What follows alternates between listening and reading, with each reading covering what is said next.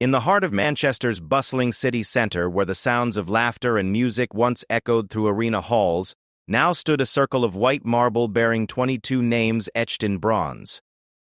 Each name represented a life cut tragically short, a dream unfulfilled, a family forever changed. As Prince William approached the memorial on that somber May morning in 22-2, his voice would break with emotion as he spoke words that would resonate with a grieving nation. As someone who lives with his own grief, I also know that what often matters most to the bereaved is that those we have lost are not forgotten. This wasn't just another royal engagement or ceremonial duty. This was the culmination of 5 years of shared sorrow, resilience, and the remarkable journey of a city that refused to let terror win. From the moment a suicide bomber shattered the innocence of young concert-goers leaving an Ariana Grande show on May 22, 2017, to the day William and Kate would stand before families still raw with grief, this is the story of how the future King and Queen of England became more than just symbols of the monarchy. They became pillars of comfort for a nation learning to heal. In those 5 years between tragedy and remembrance, something extraordinary happened. A city known for its industrial grit discovered an even deeper strength. Families torn apart by unimaginable loss found ways to honor their loved ones. And 2 members of the royal family, no strangers to personal grief themselves, would learn what it truly means to serve not just as figureheads, but as healers of the human spirit. This is their story. This is Manchester's story. This is the story of how love in its purest form conquered the darkest of intentions. The clock on Manchester Town Hall showed 10:31 p.m. when the world changed forever. Inside the Manchester Arena, 14,200 people, mostly young girls and their families, were streaming toward the exits after Ariana Grande had just delivered the final notes of Dangerous Woman. The pink balloons had fallen from the ceiling as planned, the stage lights had dimmed, and the excited chatter of teenage fans filled the air as they headed toward the foyer. Nobody noticed the young man with the large backpack standing near the entrance. Nobody could have imagined that within seconds, their night of pure joy would transform into Britain's deadliest terrorist attack since the London bombings of 2005. At 10:31 p.m. exactly, Salman Abedi detonated his homemade bomb in the arena's foyer.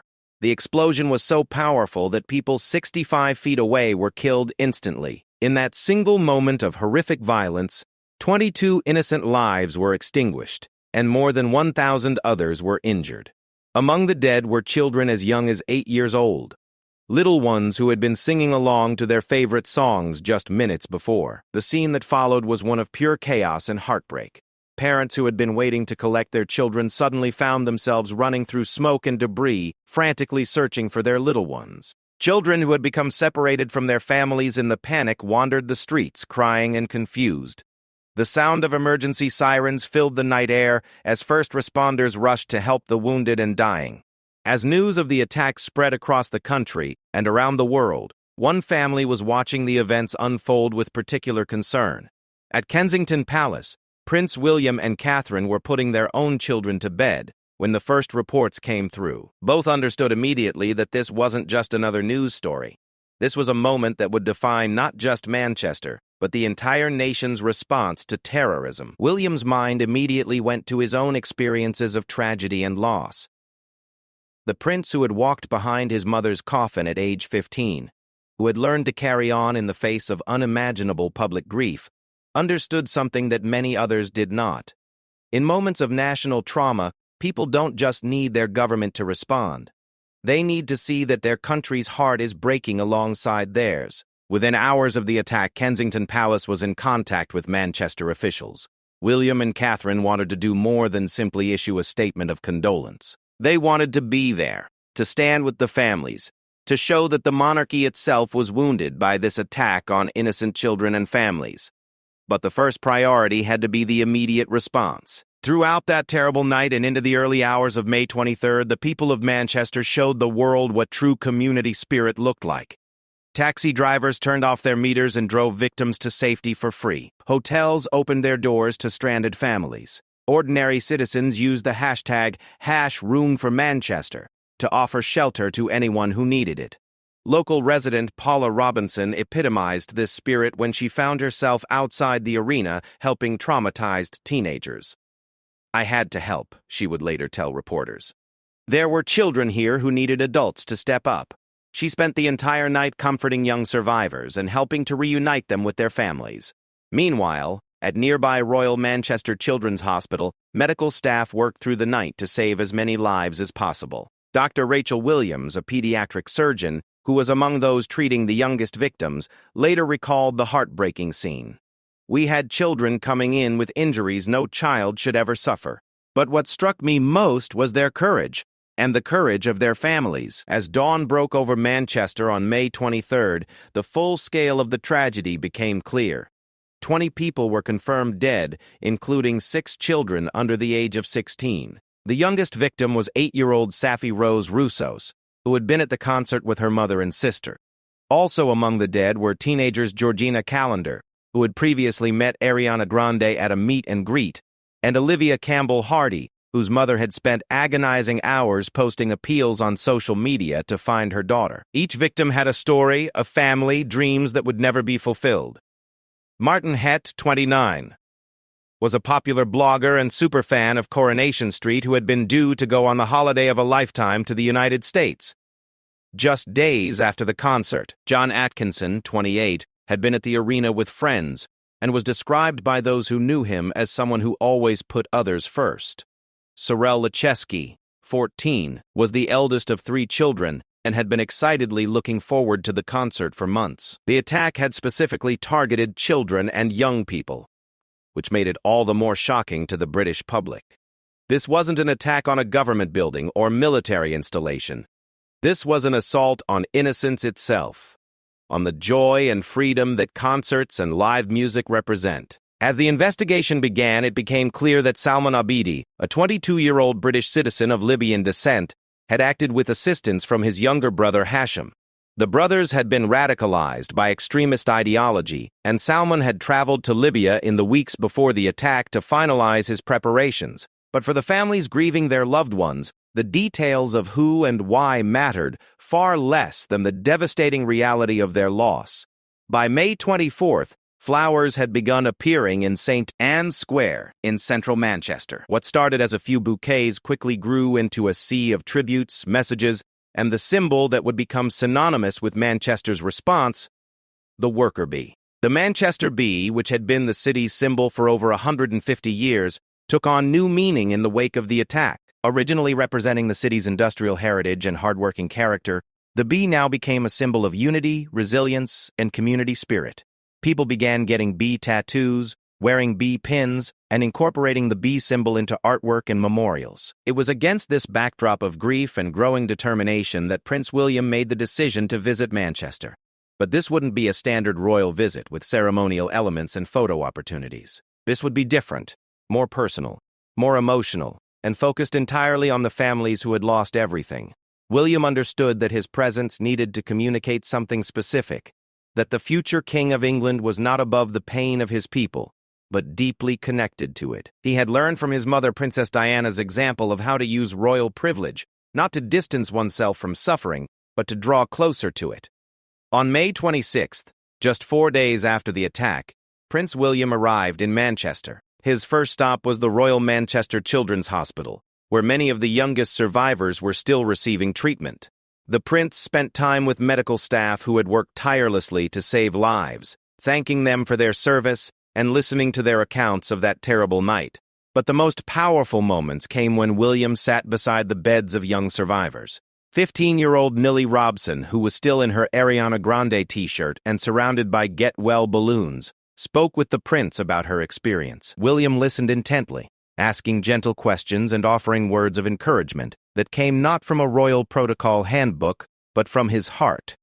He wasn't just doing his duty, Millie's mother Marie would later recall. You could see that he was genuinely affected by what had happened to these children. He understood that this was about more than showing up, it was about showing that he cared. During his visit to another young patient, William met with families who were still waiting to hear about missing loved ones. The prince sat with parents who hadn't slept in days, offering what comfort he could to people living through their worst nightmare. These were conversations that no amount of royal training could have prepared him for, moments that required simple human compassion. From the hospital, William traveled to Manchester Cathedral, where an impromptu memorial service was being organized. The medieval building, which had stood as a symbol of Manchester for centuries, now served as a sanctuary for a grieving community. Inside, people from all walks of life, different religions, ethnicities, and backgrounds, came together in shared sorrow. When William entered the cathedral, there was something different about the way people responded to him.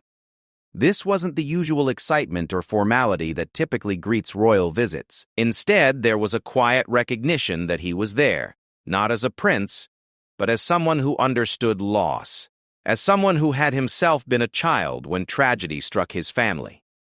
The service that day was simple but profound. Religious leaders from different faiths spoke about unity and resilience. Local residents shared stories of how the community had come together in the hours following the attack, and when it came time for William to speak, he chose his words carefully. This was an attack on children and young people, and their families and friends, he said, his voice steady but filled with emotion. It was an attack on the freedom and happiness that makes Manchester such a special place. But what I've seen today, the incredible response of the people of this city, shows that terrorism will never triumph. But the prince's words carried extra weight, because those present knew he spoke from personal experience. When William talked about how communities come together in times of tragedy, people understood that he had lived through the global outpouring of grief following his mother's death.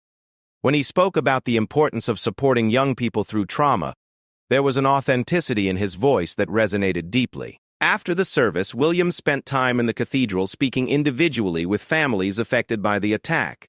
These conversations, largely kept private out of respect for the families, would prove to be among the most meaningful of his royal career up to that point. Here was the future King of England, sitting in wooden pews holding the hands of grieving mothers and fathers, listening to their memories of children who would never come home.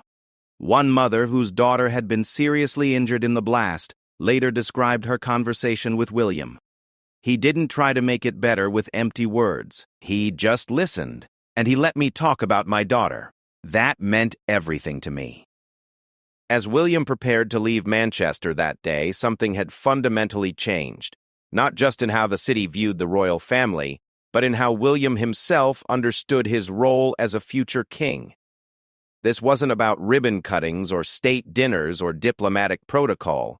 This was about being present in the darkest moments, offering comfort when words seemed inadequate, and showing that even those born to privilege understood the pain of ordinary people. The attack had wounded Manchester, but it had also revealed something extraordinary about both the city and the royal family. In the weeks that followed William's visit, it became clear that his presence had provided something that official government responses and international condolences could not, a sense that the very heart of British institutions was grieving alongside ordinary families. But this was just the beginning of a relationship that would develop over the next 5 years. As Manchester began the long process of healing, and as plans began to form for a permanent memorial to the victims, William and Catherine would continue to walk alongside the families affected by the attack. Their involvement would deepen, their understanding would grow, and their commitment to ensuring that the 22 lives lost would never be forgotten would become an integral part of their public service. The Manchester Arena attack had changed everything. For the victims' families, for the city, for the country's approach to terrorism, and for how the royal family understood its role in times of national trauma. But from that terrible tragedy, something beautiful would eventually emerge. A memorial garden where the names of the dead would be inscribed in marble, where families could find peace, and where a future king and queen would once again return to honor the memory of lives taken too soon. In the immediate aftermath of William's May 26 visit, the focus remained on supporting survivors and planning funerals for those who had died. But even then, there were early conversations about how Manchester would permanently remember the victims. The idea of a lasting memorial, something beautiful, peaceful, and worthy of the young lives lost, was already taking shape in the minds of city officials and the families themselves. What no one could have predicted was how this memorial, years in the planning and construction, would become the setting for one of the most emotionally powerful moments in recent royal history. how Prince William and Catherine would return to Manchester 5 years later, not as visitors offering sympathy, but as integral parts of a community that had learned to heal without forgetting, to move forward without leaving anyone behind. The months following Prince William's initial visit to Manchester in May 2017 were marked by a complex mix of grief, determination, and the slow, painful process of healing that follows any major trauma.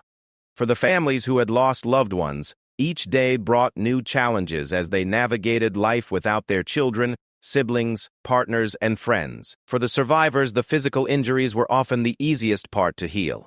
It was the psychological scars that would prove more lasting. Catherine, the Duchess of Cambridge, watched her husband return from Manchester, deeply affected by what he had witnessed. Those closest to the royal couple would later reveal that William's experience in the hospital rooms and cathedral pews of Manchester had changed something fundamental in how he approached his royal duties. He had always been committed to his public service, but Manchester had shown him the difference between fulfilling obligations and truly connecting with people's pain. He came back different, one palace insider would later reflect. It wasn't that he became more serious. William had always taken his responsibilities seriously. But he came back with a deeper understanding of what it meant to represent people who were suffering. This shift was perhaps most evident in how William and Catherine began to approach their public engagements related to mental health and trauma support. The couple had already been champions of mental health awareness through their Heads Together campaign, but Manchester had given them a more personal understanding of how communities process collective trauma. In the weeks following the attack, Ariana Grande's decision to return to Manchester for a benefit concert became a defining moment in the city's recovery. The One Love Manchester concert, held on June 4, 2017 at Old Trafford Cricket Ground, brought together some of the biggest names in music to honor the victims and support survivors. Grande was joined by Coldplay, Justin Bieber, Katy Perry, Miley Cyrus, and many others in a show of defiance against terrorism. William and Catherine, while not attending the concert itself, were deeply supportive of Grande's initiative. Through back-channel communications with the singer's team, the royal couple made it clear that they viewed the concert not as entertainment, but as an essential part of Manchester's healing process. The message was subtle but important. The monarchy stood behind efforts to reclaim joy and music from those who had tried to weaponize them. The benefit concert raised over £17 million for the victims and their families. But more importantly, it provided a moment of cathartic release for a city still raw with grief. When Grande and Coldplay's Chris Martin led the crowd in singing Oasis's Don't Look Back in anger, the choice of song seemed perfect. It was both quintessentially Mancunian and a rejection of the hatred that had motivated the attack. Meanwhile, behind the scenes, conversations were already beginning about how Manchester would permanently commemorate the victims. The families of those who had died were clear about what they wanted: something beautiful, peaceful, and worthy of the young lives that had been lost. They didn't want a monument to terrorism or violence. They wanted a place of reflection that would celebrate life rather than focus on death. Sarah Cook, whose daughter Olivia Campbell Hardy had died in the attack, became one of the leading voices in these early discussions. Olivia loved beautiful things, she would later explain. She loved flowers and music and being with her friends. Whatever we created to remember her and the others, it had to capture that spirit of joy and love that these people brought to the world. The process of designing and approving a memorial would take years, but from the very beginning, there was an understanding that the royal family's involvement would be both appropriate and welcomed. William's visit and the immediate aftermath had established a connection between the monarchy and Manchester's trauma that felt genuine rather than ceremonial. As 2017 progressed into 2018, the first anniversary of the attack approached. This would be another crucial moment in Manchester's healing journey, and another opportunity for William and Catherine to demonstrate their ongoing commitment to the families affected. On May 22, 2018, exactly 1 year after the bombing, Prince William returned to Manchester for a national service of commemoration at Manchester Cathedral. This time, Catherine joined him, making her first visit to the city since the attack. Her presence was significant. It showed that this wasn't just William's personal commitment, but a shared dedication from the couple who would one day be king and queen. The anniversary service was a profoundly moving experience. The cathedral was filled with survivors, families of victims, first responders, and members of the Manchester community who had been affected by the attack. Unlike typical royal services, this event was characterized by its intimacy and raw emotion. There were no grand ceremonies or formal protocols, just people coming together to remember and to support one another. Catherine's approach to the day was notably different from many of her previous public engagements. Known for her careful attention to fashion and appearance, the Duchess chose to dress simply and appropriately for the solemnity of the occasion. But more importantly, those who observed her interactions noted how naturally she seemed to connect with the families she met. She didn't just shake hands and move on, remembered one family member who met Catherine that day. She really listened when we talked about our daughter. She asked questions that showed she genuinely wanted to understand what we were going through. During the service itself, William delivered remarks that demonstrated how much his understanding of leadership had evolved since that first visit a year earlier. "What happened here was horrific," he said, "but what has happened since? The way this community has come together, the way you have supported each other, the way you have refused to let hate triumph over love, that has been truly inspirational." The prince's words carried particular weight because everyone present knew they came from personal experience with grief and recovery. When William spoke about the importance of supporting each other through trauma, people understood that he wasn't reading from prepared talking points. He was sharing hard-won wisdom about how communities and individuals survive their darkest moments.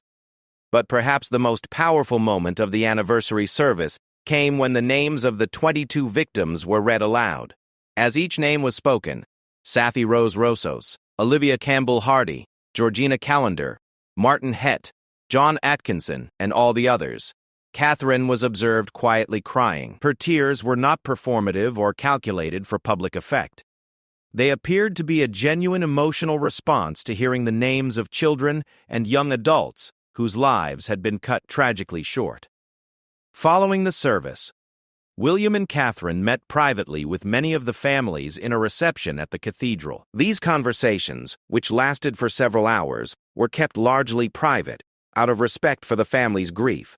But several family members would later speak about how meaningful these interactions were to their healing process. "They didn't rush us," recalled Martin Hett's mother, Figan Murray, who would later become a prominent campaigner for improved security at public venues. "They gave us as much time as we needed to talk about Martin, to share our memories, to explain what kind of person he was. That meant the world to us." The anniversary visit also marked the beginning of a deeper engagement between the royal couple and Manchester's efforts to support survivors and prevent future attacks. Catherine, in particular, became interested in the mental health support being provided to those affected by the attack, while William began conversations about how lessons learned in Manchester could be applied to improve security and emergency response procedures. As 2018 progressed into 2019 and beyond, the royal couple's relationship with Manchester continued to evolve. They weren't just making ceremonial appearances, they were becoming genuine advocates for the city's recovery and for the broader lessons that Manchester's experience offered about community resilience. The planning for a permanent memorial was gathering momentum during this period. An international design competition had been launched, and submissions were coming in from around the world. The brief was challenging. Create something that would honor the victims without traumatizing survivors, something that would be peaceful and beautiful while still acknowledging the violence that had made it necessary. When the winning design was announced in early 2019, it was immediately clear why it had been chosen. The Glade of Light concept, created by landscape architects BCA Landscape working with artist Smiling Wolf, envisioned a garden space centered around a white marble halo bearing the names of the victims. The design was both modern and timeless, both sorrowful and hopeful. The marble halo would contain memory capsules created by the families of each victim, personal mementos and messages that would be embedded within the stone itself. Around the memorial, a carefully planned garden would feature plants native to the British countryside, chosen to provide year-round color and to echo the changing seasons. At the center of the garden, a hawthorn tree would bloom white flowers each May, around the anniversary of the attack. When details of the memorial design were shared with William and Catherine, both were immediately moved by its beauty and appropriateness. The couple requested to be involved in the memorial's official opening whenever it was completed. This request wasn't made through formal channels or as part of their official duties. It was a personal commitment that reflected how deeply Manchester had affected them both. As construction of the Glade of Light began in 2020 and 2021, the royal couple maintained their connection to Manchester through various channels. They supported fundraising efforts for the memorial, met with families when they visited London, and stayed informed about the ongoing needs of survivors and the broader Manchester community. The COVID-19 pandemic complicated many aspects of the memorial project, but it also reinforced some of the lessons that Manchester had learned about community resilience. The same spirit that had emerged after the arena bombing, neighbors helping neighbors, communities coming together in times of crisis, was once again evident as Manchester faced the challenges of lockdowns and social distancing. During this period, Catherine in particular became involved with organizations supporting the mental health needs of young people affected by trauma. Her work wasn't specifically focused on Manchester, but those who knew her understood that her experiences with the arena bombing families had deepened her commitment to this area of public service. By early 2022, the Glade of Light was nearing completion. The marble halo had been installed, the memorial garden had been planted, and the memory capsules created by families had been carefully embedded in the stone. The memorial had opened to the public in January 2022, but plans were being made for an official opening ceremony that would properly honor the victims and recognize the community's journey of recovery. It was at this point that formal arrangements were made for William and Catherine to attend the memorial's official opening. The date was set for May 10, 2022, just days before the 5th anniversary of the attack. For the royal couple, this would be more than just another engagement in their official calendar. This would be a return to a place and a community that had fundamentally changed their understanding of public service and leadership. As the date of the official opening approached, both William and Catherine spent time carefully considering how they wanted to approach the day. This wasn't going to be a typical royal event with ceremonial elements and formal protocols. This was going to be about remembering 22 lives, supporting families who were still grieving, and acknowledging a community's remarkable journey from tragedy to healing. The couple's preparation for the day reflected their growth as public figures since that first visit in 2017. They weren't just going to show up and fulfill their duties. They were going to return to a place that had become deeply meaningful to them personally, to honor people they had come to know and care about, and to be part of Manchester's ongoing story of resilience and recovery. For Catherine, this would be her most significant engagement related to the Manchester attack. While William had been the primary royal representative in the immediate aftermath and on the first anniversary, the Duchess had been developing her own relationship with the affected families and her own understanding of how tragedy shapes communities. As May 10, 2022 approached, the stage was set for what would become one of the most emotionally powerful and personally meaningful royal engagements in recent memory.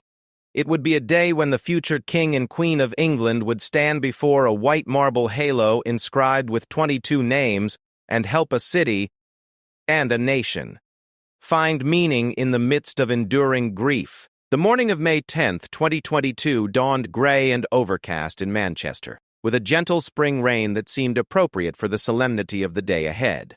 At Kensington Palace, Prince William and Catherine were making their final preparations for what they both understood would be one of the most emotionally significant engagements of their royal careers. Catherine had spent considerable time choosing her outfit for the day, not out of vanity, but out of respect for the families she would meet and the occasion she was marking. She selected a navy blue Michael Kors coat dress that she had worn previously, a deliberate choice to keep attention focused on the memorial rather than her appearance. But her most meaningful fashion choice was far more subtle. A delicate pair of gold earrings featuring honeycomb patterns topped with small golden bees. The bee earrings were Catherine's quiet tribute to Manchester itself. The worker bee had been the city's symbol for over 150 years, representing the industrious spirit that had made Manchester a powerhouse of the Industrial Revolution. But since the arena bombing, the bee had taken on deeper meaning. It had become a symbol of unity, resilience, and the community's refusal to be broken by terrorism. Catherine's choice to wear the bee earrings wasn't announced or highlighted in any official way. It was a personal decision that reflected how deeply she had been affected by Manchester's story. Those who noticed the earrings understood immediately what they represented, a sign that the future Queen of England carried Manchester's symbol close to her heart. William, meanwhile, was reviewing the remarks he planned to deliver at the memorial opening. Unlike many royal speeches, which are carefully crafted by professional speechwriters, William had insisted on writing this one himself. He had spent days considering what he wanted to say, how to honor the victims appropriately, and how to acknowledge both the pain of loss and the strength of recovery. The speech that emerged was deeply personal, reflecting William's own experience with grief and his understanding of how communities heal from trauma. He had decided to speak openly about his own loss, something he rarely did in public settings, because he felt it was important for the families to understand that their pain was not foreign to him.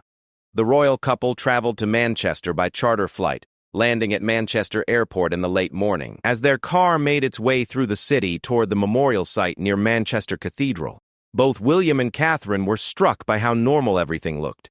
5 years after the attack, Manchester had rebuilt and moved forward, but they knew that for many families, the passage of time hadn't dimmed the intensity of their loss. The Glade of Light Memorial, situated in a peaceful corner near the medieval cathedral, was more beautiful than either of them had expected.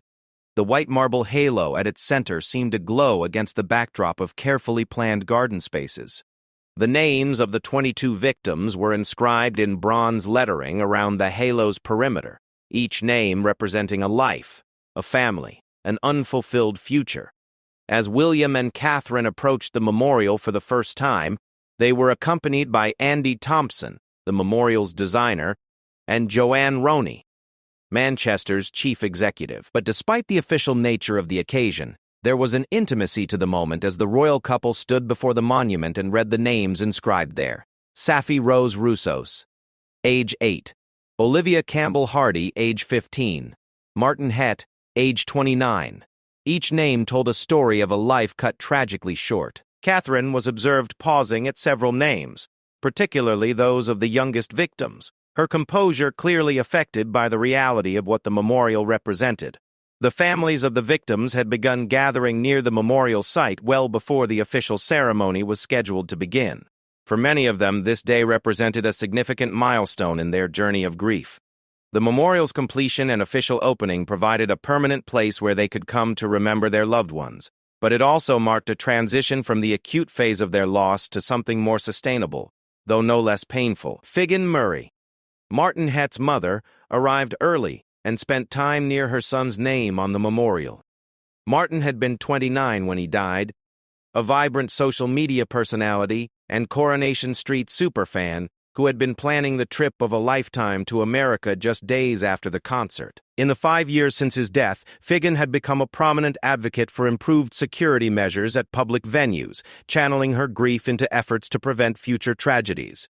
"I wanted to be here early, to have some quiet time with Martin before the ceremony," Figan would later explain. The memorial is beautiful, but it's also a reminder that he's really gone. It's hard to reconcile the beauty of this place with the ugliness of what made it necessary. Sarah Cook, Olivia Campbell Hardy's mother, had brought flowers from her garden to place at the memorial. Olivia had been 15, a bright and energetic teenager who loved music and spending time with friends. Sarah had been one of the most vocal advocates for the memorial during its planning stages, insisting that whatever was created should reflect the joy and life that these young people had brought to the world. "Olivia would have loved this garden," Sarah said as she arranged her flowers near the halo. "She always noticed beautiful things, flowers, trees, anything that was growing and alive. This feels like a place she would have wanted to spend time." The official ceremony began at midday with the gathering of invited guests near the memorial.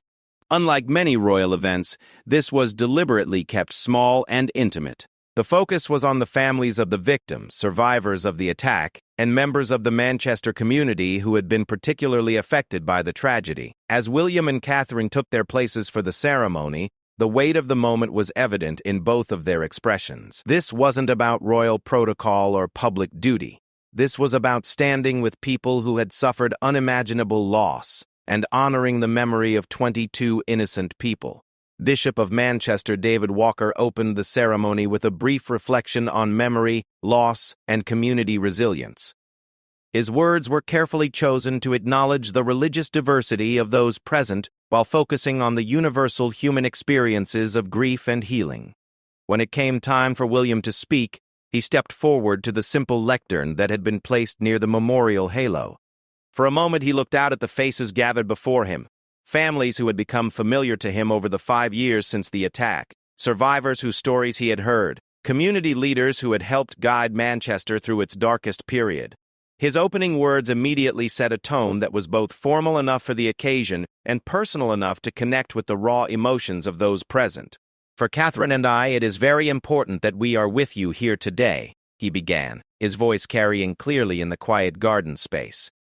William spoke about his memories of visiting Manchester in the immediate aftermath of the attack, acknowledging that the shock and grief he had witnessed that day had stayed with him ever since. He was honest about the fact that 5 years later he knew the pain and trauma felt by many had not gone away. Then came the moment that would be remembered as the emotional heart of his speech. "As someone who lives with his own grief," William said, his voice breaking slightly with emotion, "I also know that what often matters most to the bereaved is that those we have lost are not forgotten." The reference to his own grief, clearly alluding to the loss of his mother, was unexpected and deeply moving. William rarely spoke publicly about Princess Diana's death and its continuing impact on his life, but in this moment, standing before families whose grief was still raw after 5 years, he felt it was important to acknowledge that he understood something about living with permanent loss. "There is comfort in remembering," he continued. "In acknowledging that, while taken horribly soon, they lived. They changed our lives. They were loved, and they are loved. It is why memorials such as the Glade of Light are so important. Why Catherine and I so wanted to be amongst you today." As William spoke about the victims, not as statistics or names on a memorial, but as people who had lived and been loved, several family members were visibly emotional. The prince's words weren't just ceremonial remarks. They were a recognition of the ongoing reality of grief and the importance of keeping memory alive. Catherine, standing beside her husband during his speech, was clearly affected by both his words and the emotions of those gathered around the memorial. When William spoke about the comfort found in remembering, she was observed nodding in agreement, her own eyes bright with unshed tears. The ceremony continued with readings from community leaders and a musical reflection performed by a local choir. But the emotional climax came when William and Catherine approached the memorial halo to lay flowers in honor of the victims. They had brought white roses, simple, elegant flowers that seemed appropriate for the solemnity of the moment. As Catherine carefully placed her bouquet at the base of the memorial, she paused to read several of the names inscribed in the marble. Her lips were seen moving silently, and those watching understood that she was reading the names to herself, taking a moment to acknowledge each individual life represented there. William's approach to the memorial was similarly reverent. He placed his flowers with careful precision and then stood quietly for several moments, his head bowed in respect. The prince, who had once been a young boy walking behind his mother's coffin, was now a man in his 40s, still learning how to carry grief with dignity and how to honor the dead while supporting the living. Following the flower-laying, William and Catherine moved among the gathered families, spending time with individuals and small groups. These conversations, which continued for over an hour, were the most meaningful part of the day for both the royal couple and the families they met. Unlike the formal receiving lines typical of royal events, these interactions were organic and unhurried. William and Catherine moved from family to family at their own pace, giving each group as much time as they needed to share memories, ask questions, or simply be acknowledged in their grief. One of the most poignant conversations took place between Catherine and the family of Jane Tweddle Taylor, a 51-year-old woman who had been waiting to collect her friend's daughter when the bomb exploded. Jane had been the oldest victim of the attack, a mother and grandmother who had been in the wrong place at the wrong time. Jane's family had struggled particularly hard with their loss because she hadn't even been attending the concert. She was just being a good friend offering to help with transportation. Catherine listened as Jane's daughter spoke about her mother's generous nature, her love of family, and how senseless her death had seemed. She understood that this wasn't just about bad luck or being in the wrong place. Jane's daughter would later recall about her conversation with Catherine. She understood that this was about someone choosing to hurt innocent people and how hard that is to accept. She didn't try to make it make sense because it doesn't make sense. She just acknowledged how hard it must be to live with that. Meanwhile, William spent considerable time with the family of Philip Tron, a 32-year-old man who had been at the concert with his partner's daughter. Philip had been described by those who knew him as someone who always put others first, and his death had left a particularly deep impact on his partner Courtney and her daughter, who had been like his own child. Prince William wanted to know about Philip as a person, Courtney would later share. He asked about his personality, his interests, what kind of father figure he had been. It was clear that he understood Philip wasn't just a victim, he was someone who had lived and loved and made a difference in people's lives. These individual conversations, multiplied across dozens of families, created an atmosphere of genuine connection and shared emotion. This wasn't a royal couple going through the motions of an official engagement. This was two people who had been deeply affected by Manchester's story and who wanted to honor the ongoing reality of these families' loss. As the formal part of the ceremony concluded and William and Catherine prepared to leave the public memorial space, there was one more significant element to the day: a private reception inside Manchester Cathedral. This gathering, which included not only victims' families but also survivors of the attack and members of the emergency services who had responded that night, provided an opportunity for more extended and personal conversations. Inside the cathedral, where William had first met with Manchester families 5 years earlier, the atmosphere was both sorrowful and celebratory. People shared stories, looked at photos of their loved ones, and talked about how their lives had changed since the attack. For many, having William and Catherine present for these conversations felt like validation of their ongoing struggle to heal and remember simultaneously. The day that had begun with gray skies and gentle rain concluded with late afternoon sunshine breaking through the clouds. As William and Catherine prepared to return to London, both understood that their relationship with Manchester had reached a new level of depth and meaning. They weren't just royal visitors anymore. They had become part of Manchester's story of resilience and recovery. The late afternoon sunshine that broke through the Manchester clouds, as William and Catherine concluded their day at the Glade of Light Memorial, felt symbolic to many who witnessed it. After hours of emotional conversations, tears, and remembrance, the appearance of golden light seemed to offer a moment of hope, not that the grief would disappear, but that beauty and meaning could coexist with loss. As the royal couple prepared for their final conversations of the day inside Manchester Cathedral, both understood that this visit represented more than just another milestone in Manchester's journey of recovery. It marked their own evolution as future monarchs, who would learn to use their privilege not for distant ceremonial purposes, but for intimate human connection in times of profound suffering. The private reception inside the cathedral brought together approximately 100 people whose lives had been forever changed by the events of May 22, 2017. Families of victims mingled with survivors who still bore physical and emotional scars from the attack. Emergency responders who had worked through that horrific night shared space with community leaders who had helped coordinate Manchester's response in the days and months that followed. Rachel Williams, the pediatric surgeon who had treated many of the youngest victims at Royal Manchester Children's Hospital, found herself in conversation with Catherine about the long-term medical and psychological care that many survivors still required. Williams had become something of an expert on trauma care for children affected by terrorism, and her insights had informed best practices that were now being implemented across the United Kingdom. The Duchess really understood that this wasn't just about one terrible night, Dr. Williams would later reflect. She grasped that many of these children and their families are still dealing with the effects of what happened. She asked very thoughtful questions about how we support young people through long-term trauma recovery. These conversations reflected Catherine's growing expertise in mental health issues, particularly as they affected children and young people. Her work in this area had been significantly influenced by her experiences with Manchester families, though she rarely spoke publicly about these connections. Instead, she had quietly incorporated the lessons learned from Manchester into her broader advocacy for early childhood development and trauma-informed care. Meanwhile, William found himself drawn into a conversation with several members of Greater Manchester Police who had been among the first responders on the night of the attack.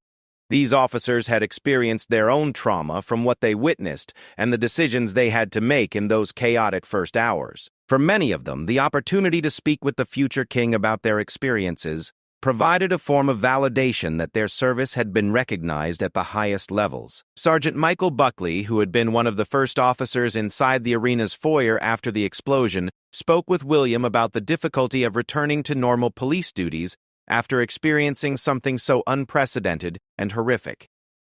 "It changed how I think about everything," he told the prince. "You realize how fragile normal life is, how quickly everything can change." William's response demonstrated how much he had learned about trauma and recovery since his first visit to Manchester 5 years earlier.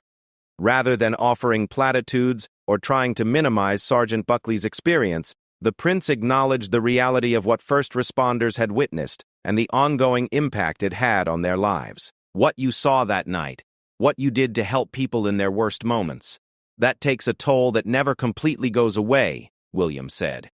"But it also shows something extraordinary about human nature, about people's willingness to run toward danger to help others. That matters, and it's something that should never be forgotten." These conversations with emergency responders highlighted an often overlooked aspect of the Manchester attack's impact. While the focus naturally centered on the victims and their families, hundreds of professionals had been traumatized by their exposure to the aftermath of terrorism. William and Catherine's inclusion of these individuals in their Memorial Day activities reflected their understanding that healing from collective trauma requires recognizing all of those affected. As the afternoon progressed inside the cathedral, several families approached William and Catherine with photo albums and memory books they had created to honor their loved ones. These intimate moments, where parents shared pictures of their children's birthdays, school achievements, and family vacations, were perhaps the most emotionally powerful of the entire day. Charlotte Campbell, whose daughter Olivia Campbell Hardy had died in the attack, brought a scrapbook filled with photos and mementos from Olivia's 15 years of life. As she turned the pages, showing Catherine pictures of Olivia's love for music, her close friendships, and her dreams for the future, the Duchess was visibly moved by the fullness of the life that had been lost. "She wasn't just a victim," Charlotte said as she shared the photos. "She was this amazing young woman with so many plans, so much she wanted to do. I need people to understand who she really was." Catherine spent nearly 20 minutes looking through Olivia's memory book, asking questions about her interests, her personality, and her relationships with friends and family. This wasn't the polite attention of someone fulfilling a duty. This was genuine engagement with a mother's need to have her daughter's life acknowledged and remembered. When the Duchess looked at Olivia's pictures, she really saw her, Charlotte would later say. She asked about specific photos, wanted to know about Olivia's friends, asked what she was like at home with the family. "It meant everything to me that she took the time to really get to know who Olivia was." Similar conversations took place throughout the cathedral, as other families shared their own memory books and photo collections. William spent considerable time with the family of John Atkinson, a 28-year-old healthcare worker who had been attending the concert with friends. John's parents had created a detailed memorial book that included not only photos but also letters from his colleagues, patients, and friends who wanted to honor his memory. The conversations about these individual lives, their personalities, dreams, relationships, and contributions served an important purpose beyond providing comfort to grieving families. For William and Catherine, these interactions deepened their understanding of what had actually been lost on May 22, 2017. These weren't just statistics or names on a memorial. These were complex, loving, hopeful human beings whose deaths had created ripples of loss that extended far beyond their immediate families. As the reception continued, several survivors of the attack shared their own stories of recovery and ongoing challenges with the royal couple. Freya Lewis, who had been 14 at the time of the attack and suffered severe injuries that required months of rehabilitation, spoke with Catherine about her experience returning to school and trying to maintain normal friendships while dealing with the trauma of what she had experienced. "The hardest part wasn't the physical recovery," Freya explained. "It was feeling like I was different from everyone else my age, like I had experienced something that separated me from my friends. It took a long time to feel normal again." Catherine's response reflected her deep understanding of how trauma affects young people's development and social relationships. She asked thoughtful questions about Freya's support system, her coping strategies, and how her family had helped her navigate the challenges of recovery. These conversations with survivors reinforced something that William and Catherine had learned throughout their years of engagement with Manchester. recovery from trauma is not a linear process that concludes with physical healing or the passage of time. For many of those affected by the arena bombing, the journey of healing would continue for years or even decades to come. As the afternoon drew toward evening, William and Catherine participated in one final element of their Memorial Day visit, a private moment of reflection inside the cathedral's Lady Chapel. This small, intimate space had been chosen as a place where they could have a few minutes of quiet contemplation away from the public aspects of their engagement. Sitting together in the wooden pews of the medieval chapel, both William and Catherine appeared deeply affected by the day's conversations and experiences. Palace staff who observed them during this quiet time noted that this wasn't the typical post-engagement debrief that usually followed royal visits. Instead, it seemed to be a moment of genuine processing and reflection on what they had witnessed and heard. They weren't discussing logistics or next steps, one observer noted. They were just sitting quietly, clearly moved by what they had experienced. It was one of the most human moments I've ever witnessed during a royal engagement. During their reflection time, William and Catherine also signed the cathedral's Book of Remembrance, adding their personal messages of condolence and support to the thousands of entries that had been made over the past 5 years. Their entries, written in their own handwriting rather than prepared by staff, reflected the personal nature of their connection to Manchester's story. As they prepared to leave Manchester and return to London, both William and Catherine understood that this day had marked something significant in their development as future monarchs. They had learned to use their platform not just for traditional royal duties, but as a means of providing genuine comfort and support to communities dealing with unimaginable loss. The journey back to London was notably quiet, with both royal couples spending much of the flight in contemplation rather than their usual post-engagement conversation. Staff members observed that both seemed deeply affected by the day's experiences, particularly the intimate conversations with families and survivors. In the days that followed their return from Manchester, William and Catherine made several private decisions about how they would continue their relationship with the families they had met. They arranged for personal notes to be sent to several families, thanking them for their openness in sharing their memories and experiences. They also made commitments to stay informed about ongoing support services for survivors and to continue advocating for trauma-informed care for children and young people affected by terrorism. Perhaps most significantly, both understood that their experience in Manchester had fundamentally changed their approach to public service. They had learned that the most meaningful aspects of royal duty often happened away from cameras and formal ceremonies, in quiet conversations with people who needed to be heard and acknowledged in their pain. The Glade of Light Memorial that they had officially opened would continue to serve its intended purpose as a place of remembrance and reflection for years to come.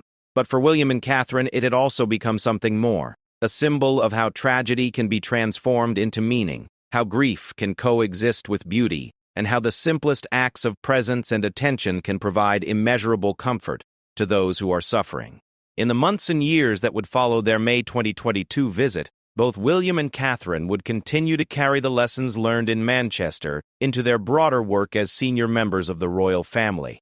They had discovered that their greatest power lay not in their titles or ceremonial roles, but in their ability to be fully present with people in their moments of deepest need. The Manchester arena bombing had changed many lives forever, but it had also revealed something profound about human resilience, community strength, and the capacity for healing. Through their 5-year journey with the affected families, William and Catherine had not only provided comfort to others, they had themselves been changed by the experience of walking alongside people who had faced the worst of human evil and chosen to respond with love, determination, and an unshakable commitment to ensuring that those they lost would never be forgotten. As the sun set over Manchester on May 10, 2022, the Glade of Light Memorial stood as a permanent reminder of 22 precious lives cut short. But it also represented something more, proof that even in the darkest moments, communities can come together, healing is possible, and love ultimately triumphs over hatred.